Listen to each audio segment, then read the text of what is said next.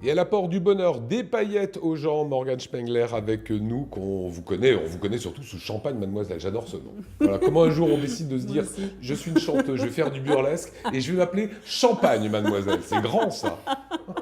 Oui, c'est vrai, j'avoue, c'était un peu... parce que j'en consomme un peu beaucoup. Un peu beaucoup. Voilà, et on m'a dit, tiens, mais toi, c'est ça qu'il te faut. Alors, ils le font bien, ça se passe à l'Espace K, c'est actuellement le Christmas Show extrait.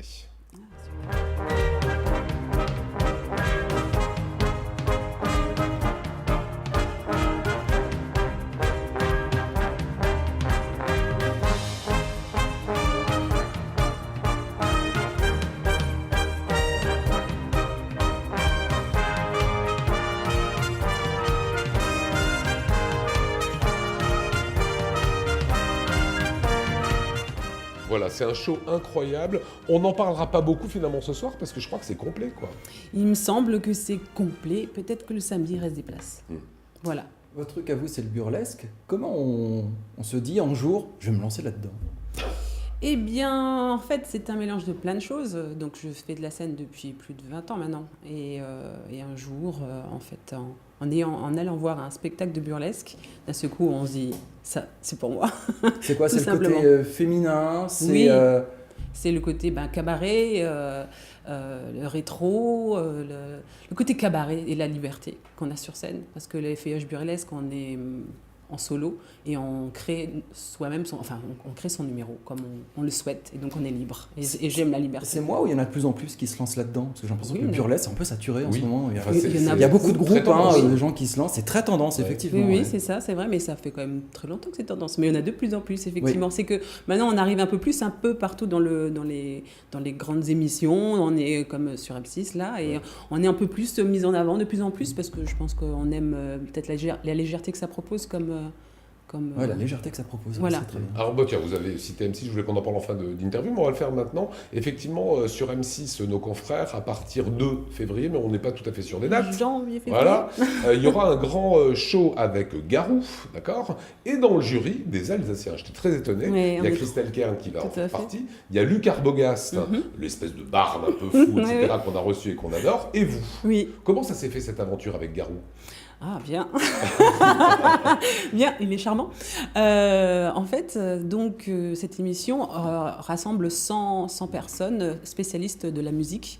Et donc, pour que l'émission fonctionne, donc, il faut bien que les jurys soient... C'est un cheptel, voilà. Donc, ils ont pris 100 personnes qui sont issues de la musique, aussi bien des sosies que des DJ, que des chanteurs, des musiciens, des vedettes, des chanteurs de choristes. Ah non, pas du tout. Ils ont fait un casting national. Même québécois. Il y avait comment Champagne Mademoiselle est arrivée là-dedans un jour? Parce que donc la femme qui s'occupait du casting a dit donc dans le burlesque, elle connaissait, ça lui disait quelque chose, quelqu'un qui chantait, et donc effectivement elle a fait le tour. On est deux, je crois. Donc voilà. Donc c'est réglé. Revenons au burlesque. La première fois, le burlesque, il y a un moment où il y a de l'effeuillage. Tout à fait. Voilà, les feuillages, j'imagine que t'avais remarqué aussi. Mais oui, voilà. Il se passe quelque chose à la fin. Il se passe en principe quelque chose à la fin.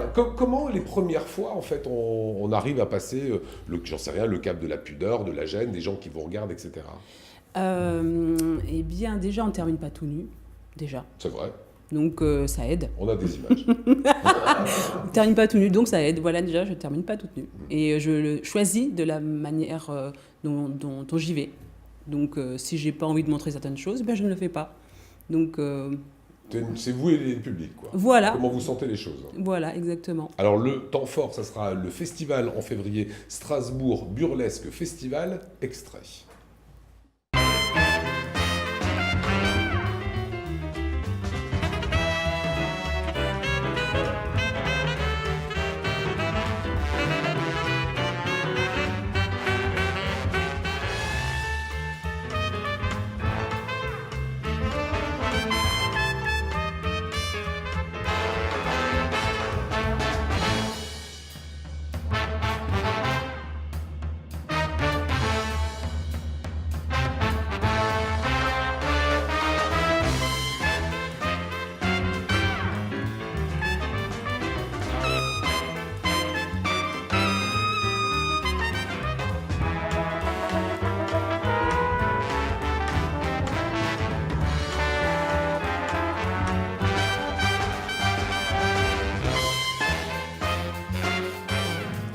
notre champagne Mademoiselle qu'on vient de découvrir. J'adore les noms. Hein. Oui. Mademoiselle Viviane, Colette, c'était quoi Colette Collerette. Colette Collerette, c'est tout mignon. Comment ça va se passer? Ça, c'est le grand événement durant Strasbourg Mon Amour. Hein. Voilà, tout à fait. On est dans la programmation du IN, superbe, pour une première édition. Donc, pendant 3 soirs, 14, 15 et 16, il y aura donc à l'Espace K, ça se passe. Le 14, ce sera consacré aux débutants. Donc là, ce sont les débutantes jusqu'à 3 ans d'expérience. Les débutantes en burlesque? Dans burlesque, voilà, tout à fait. Comme à Strasbourg, on a une école de burlesque. La moindre des choses, c'était de mettre aussi en avant les débutants. Bon, après, les débutants viennent... Sabrina, tu pourrais dire. Les débutants viennent d'un peu partout. Hein. Il y a vraiment Italie, Allemagne, Pays-Bas, Angleterre. Et, donc, il y aura des feuillages. Voilà, avec un concours. Donc, il y aura des spécialistes du burlesque et il y aura notre grande gagnante. Et la deuxième partie sera consacrée pour les pin-up d'Alsace. Et après, le vendredi et le samedi, on va avoir donc 37 artistes qui vont venir montrer leur manière de s'évoluer. Francis, vous pourriez y aller. Whisky Monsieur. Voilà, il a déjà trouvé son nom. Après Champagne Mademoiselle, Whisky Monsieur. Et ben voilà. Et c'est pas mal tout ça. Regardez cette affiche, ne le manquez pas, du 14 au 17 février. Grand spectacle burlesque, Strasbourg Burlesque Festival.